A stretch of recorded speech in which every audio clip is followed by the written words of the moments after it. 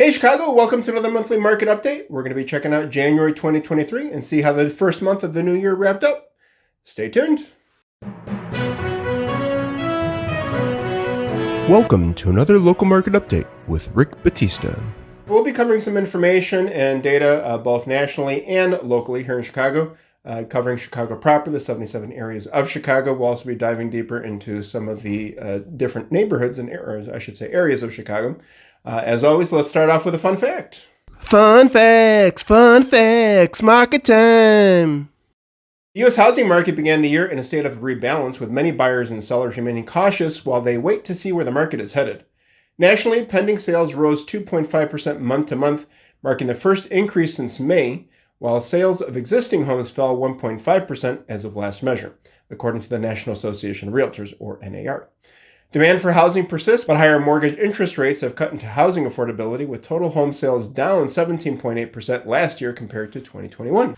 New listings in the city of Chicago were up 1.3% for detached homes, but were down 29.3% for attached properties, attached being condos and townhomes. Listings under contract decreased 30.2% for detached homes and 35.6% for attached properties. The median sales price was down 10% to $261,000 for detached homes and 0.4% to $332,500 for attached properties. Month supply of inventory increased 39.4% for detached units, but it decreased 3.4% for attached units. As sales slow, time on market is increasing, with the average home spending 26 days on the market as of last measure, according to the NAR. Seller concessions have made a comeback, giving buyers more time and negotiating power when shopping for a home. Although home prices remain high, mortgage rates declined steadily throughout January, falling to their lowest level since September, sparking a recent surge in mortgage demand. Lower rates should aid in affordability and may soon lead to an uptick in market activity ahead of the spring selling season. To add some of our own notes here, we just wanted to point out that we have so much information and data available to us now, probably more than ever in the history of humanity, yet there seems to be so much confusion. I think there's just too much information out there sometimes, and a lot of misinformation, and more importantly, a lot of very confusing headlines. My goal here is to keep you as informed as possible and make sure that we're putting in this in a way that could be easily understood. So let's actually cover some information that's behind all of the scary news headlines and hopefully provide a little bit more peace of mind for you. So these are some of the things that we do know. The housing market today is not the same as what we saw in 2008. Everybody thinks, especially going into this new year, that we were going to be going into another bubble like 2008, but that's simply not the case. Totally different circumstances overall. Foreclosures did rise in 2022, but still far less than pre-pandemic times. Keep in mind that there was a moratorium in place and far less foreclosure filings, etc. And thanks to increased equity and mortgage companies' efforts to help homeowners and other factors that help minimize the foreclosures. It's always unfortunate that foreclosures do have to happen, but that's unfortunately a fact of life. It all depends on the situation of the person or the household that's going through that not so fun experience. But again, the reality is that they are bound to happen. If you or you know someone who is going through a foreclosure or close to facing a possible foreclosure, please have them reach out to us. We do have a great deal of experience dealing with foreclosures, short sales, and just difficult situations overall. So we'd love to have a conversation and see if there's something that we can do to make it a less painful process. Moving along here, mortgage rates are going down overall. Some weeks they're a little higher, some weeks they're a little lower. But the peak certainly seems to be behind us. I think the highest point that it reached was around middle of November or so of 2022. Hopefully that downward trend will continue through the spring market and the rest of the year, and maybe even through 2024. We'll just have to wait and see. But that's certainly a hope and what we're anticipating at this point in time. Properties priced right have a much better chance of selling relatively quickly, and we'll definitely touch on that in greater detail in just a little bit. Even though rates are higher than they were a year ago, they are trending downward, as I said, since November 2022. Right now, where the rates are, we're definitely in a period of good buyer demand. As that downward trend continues, we're most likely to see a shift to a strong buyer demand, bringing more buyers and more serious and active buyers onto the market. Yes, the fact is that properties have a longer market time right now. They're sitting in the market longer, and overall we do have more supply. We actually had and have more inventory in 2022 and 2023 so far versus the craziness of 2020 and 2021, but not more than pre-pandemic times, looking back to 2017 through 2019. However, what we don't have enough of is new inventory. We do know that limited supply of homes out there has helped keep the prices from plummeting. And as the spring market approaches and we either have brand new properties at the market or properties that didn't sell last year and they re-enter the market, that should help fill that low inventory bucket. But we still need more inventory because there are buyers actively looking. And as those rates lower, we're bound to see more buyers creating more competition, especially for the new properties, the fresh new properties hitting the market. Now to talk more about the properties that have been sitting in the market, we covered this in our Valentine's Day weekly market update where we compared real estate to love. Please check that video out if you're interested in learning more about that. And as we covered, sellers, I'm going to talk to you right now. Please look at me right here. Sellers, there needs to be a great deal of self-reflection on your part. Those sellers that have their properties sitting in the market right now, and they've been on there for quite some time. We need to be real with what the property is worth in today's market. And for today's buyers have certain expectations. And to be honest, we're not passing any judgment on you whatsoever because everybody has their own personal situations going on and financial situations. But if you haven't made any updates within the last 10 years, chances are you're not going to fetch what your neighbor can. The neighbor has invested into their property and prepared it for sale in today's market.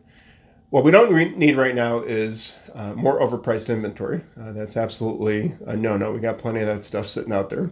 As we suggested in our weekly market update earlier this week, have a trusted family member or friend or even a realtor come by and take a look at your property, have them walk through as if they were a picky buyer and give some honest feedback. Take that feedback, then ask yourself, if I were buying this home, how much would I be willing to pay for it? And please, throughout this process, be real with yourselves. Be real with the numbers. I know you may be emotionally attached to the property, but there's so much information out there. Buyers have a great deal of knowledge thanks to all the resources out there. And you do too, not just them. Everybody has access to all this information and data. Just be honest with the situation at hand and the numbers and price it right, sell, move on. If you're not ready to do so, then you might want to hang on to it a little bit longer until hopefully the market will get in a place where you'll sell at the price that you're hoping to get. But if you're ready to use that equity and the equity that you have in your home in your favor, I want to tell you something that's extremely important. Please, please, please do listen and please do take this seriously. Whether you're hiring us or you're working with any other broker, the second you hit the market overpriced, you immediately become vulnerable. The days of let's hit the market considerably higher and leave some room for negotiation or a lot of room for negotiation are simply over. I can't stress that enough. I really can't stress enough. That's plain and simple. Those days are over. From mid-2020 and through 2021, the marketing price was basically the starting price. That was all the auction and bidding frenzy, or auction frenzy and bidding wars. But nowadays, I'd say it's fairly safe to give no more than a 5% buffer zone. You give a little bit room for negotiation.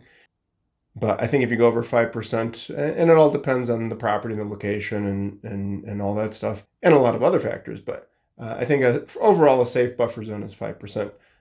But price it right, and your home will sell in a much shorter market time than if you overprice it. Again, if you didn't check out that weekly market update, we go into even greater detail. So check that out. We'll put the link down below.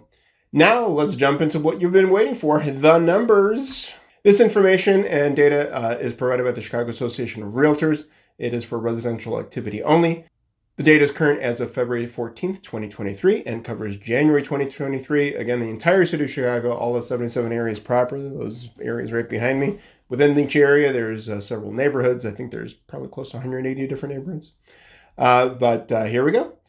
Entire city of Chicago, new listings was down for all properties by 19.5%. Closed sales down by 41%. And inventory of homes down by 11.7%.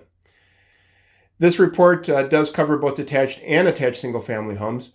For this video, we'll just be covering detached single-family homes. If you'd like a copy of this report or any of the other reports that we'll be talking about, feel free to reach out to us.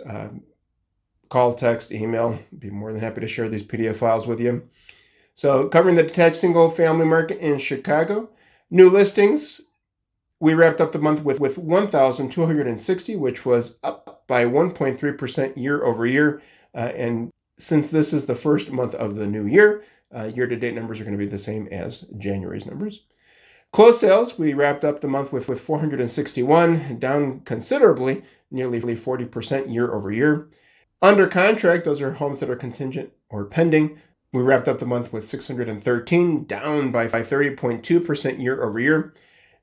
Median sales price, $261K, which was 10% less than last year.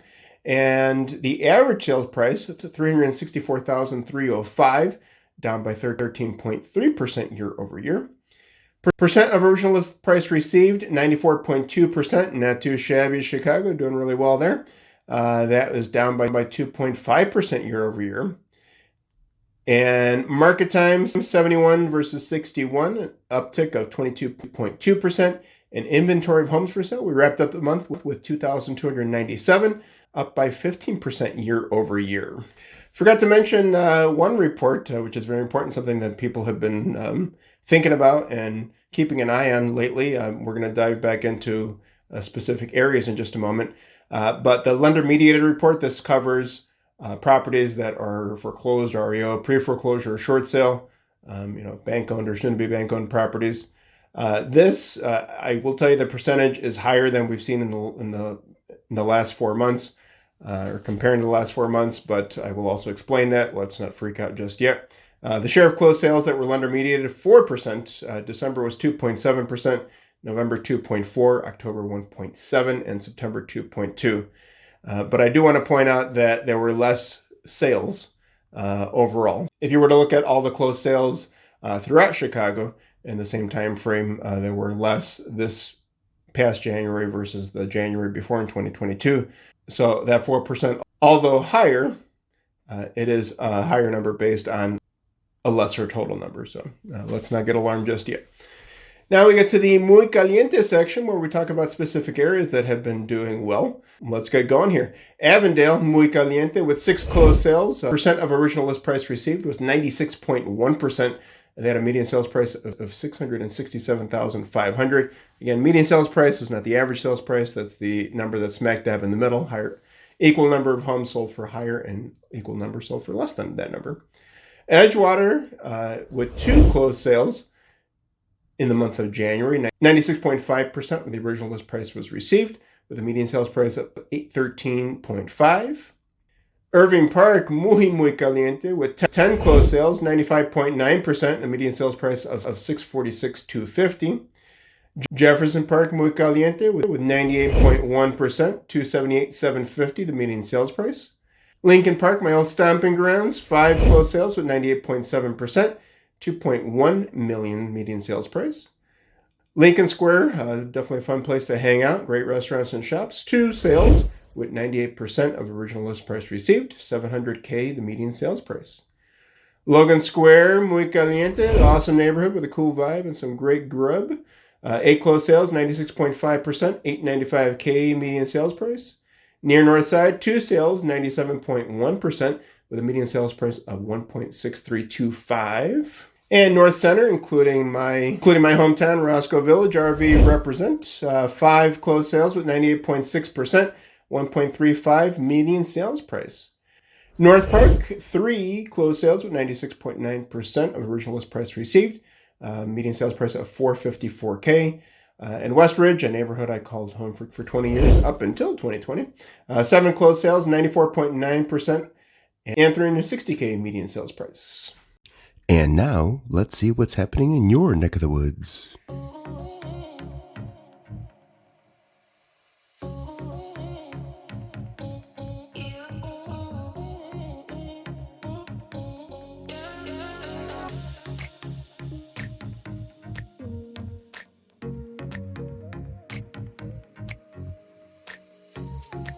So what does all this information mean to you? I don't know. All depends on what your situation is. And the only way we're going to find out is by having a conversation. If you're watching, you're thinking of selling, or you know somebody who is, please contact me. Let's start a conversation. Maybe you've outgrown your current home. Maybe you've got too much home now and don't want to pay for all the expenses and upkeep. Maybe you bought over the last couple of years and perhaps you rushed into a home during the frenzy of the pandemic and just doesn't meet your needs anymore. Maybe you're looking to buy because you're tired of renting and you've seen those rental prices climbing. Maybe you own and it just makes sense to sell and rent for now until you decide to relocate out of state in the next year or 2 or 3. Whatever your situation is, we're here to have a meaningful conversation with you. And please know that we will never, ever, ever push you into buying or selling unless we listen to all your needs and we believe that it's something that makes sense for you and your current and future needs and goals. So there's a lot of confusion on your end, or you're just looking for some more answers, looking for some more insight and information to help guide you towards a better decision, you can always reach out to us. I appreciate you spending your time with me today. Take care of yourselves and each other, and we'll catch you next time.